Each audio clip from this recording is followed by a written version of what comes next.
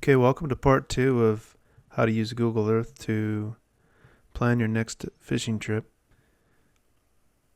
We're looking at a pool on the Upper Columbia River, a dam section on the Upper Columbia River, and I want to show you my Google Earth screen as is here and how I'm going to kind of modify it for the purposes of what we're doing here. So I'm going to minimize the search sidebar, and I'm going to minimize this Earth Gallery sidebar. I don't have any of the things clicked on here. You can toggle on these and play with those if you like. I'm going to kind of enlarge my actual imagery screen. Remember the historical imagery button. I'm going to click that on, and I'm going to pan back to, right now I've got image date of 5/6/2015, which is a pretty clear image. But since I'm making my trip up there in July, I'm going to scroll back to get an image date of July 9th. Okay, so from the boat ramp, we're going to look upstream and begin showing you a process of making waypoints on there. Now, before I start making waypoints, it's helpful to go in here into this is where my waypoints are going to show up, and you can see I have other folders here. I'm going to create a new folder, show you how to do that. So I'm going to right click on my places and add a folder. And then this folder we're just going to call demo. You can call it, of course, whatever you would like. And I can move this folder around and put it in different places. I can put it inside the folder I already have for the Columbia River.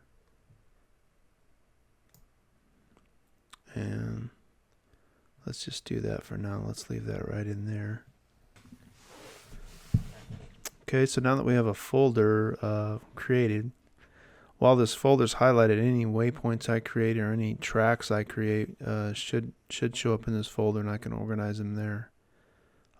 If not, they might show up under your temporary places folder, and then you can move them in. When you try to close out of Google Earth, it'll ask you if you want to save your temporary places to your My Places. So just a note on that. So now I'm going to highlight the demo folder, and that's where our waypoint should go. Alright, so back to our image. We're going to travel upstream. I'll zoom out of here and take a look at the overall layout of this pool. Remember, we talked last time about dividing the pool into thirds, and we're going to start on the upper third of this.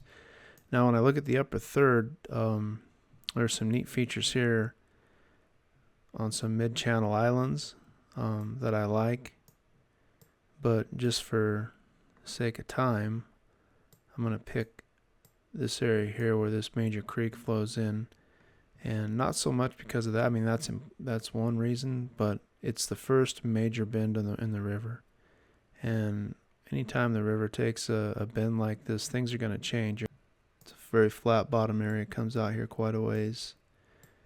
Okay, so this looks like some sort of pipeline or ditch.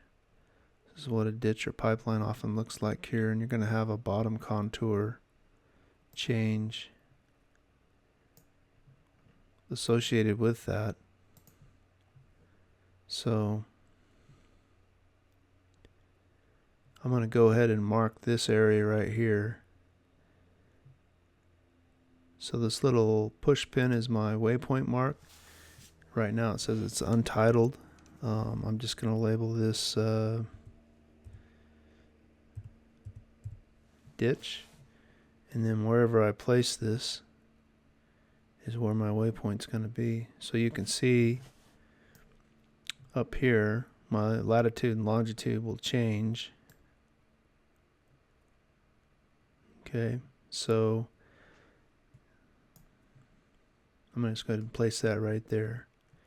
Now, if I was worried about being real exact with this right now, I would, I could put this out here and I can make another waypoint and locate it closer in here, but I'm not worried about being that exact right now.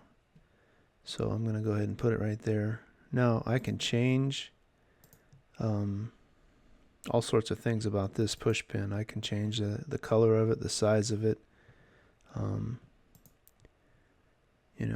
all sorts of properties of that push pin itself, but I'm not worried about it right now. Okay, so you can see my ditch waypoint is showed up. It's inside my demo file. So I can expand and close down this demo file. And that's good. Okay. The clearer your image, the more you can get away with zooming in here.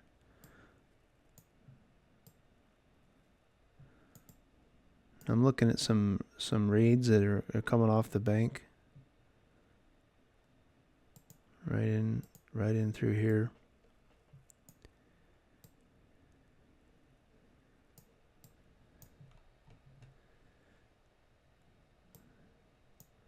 And I don't see any major weed lines that really stand out. That doesn't mean they're not there, but they might be deeper off this break. Okay, here's another ditch line, it looks like. Some sort of trough or ditch line that coming off this bank right in there. So let's go ahead and mark that.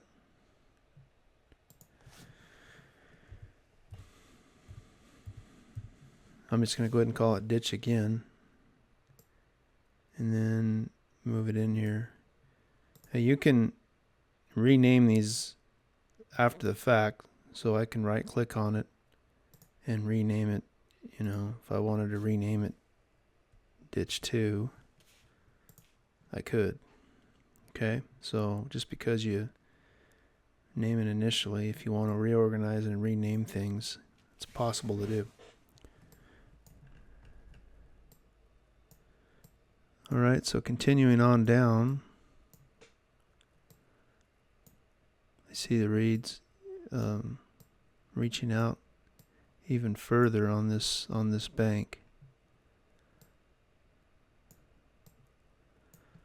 I don't see anything really super obvious until I get to here. And this is probably the best looking piece I've seen yet. So let's mark it. To my push pin.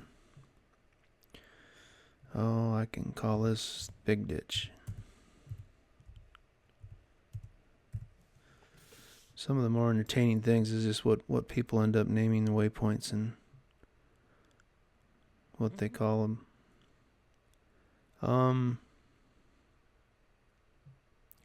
I can put this waypoint wherever I want. I'm going to put it to right here for now because this extends out here. This ditch and pokes out a ways. So let me show you what I'm talking about. If I were to make the waypoint, if I went back to properties here, I could move this again. But I don't want to place it. If I placed it in here, I think I'd liable to put the boat in too close to this. So anytime you have a waypoint that extends from the bank out, it's good to at least have a waypoint on the end of that. So I won't run up on top of it accidentally. Not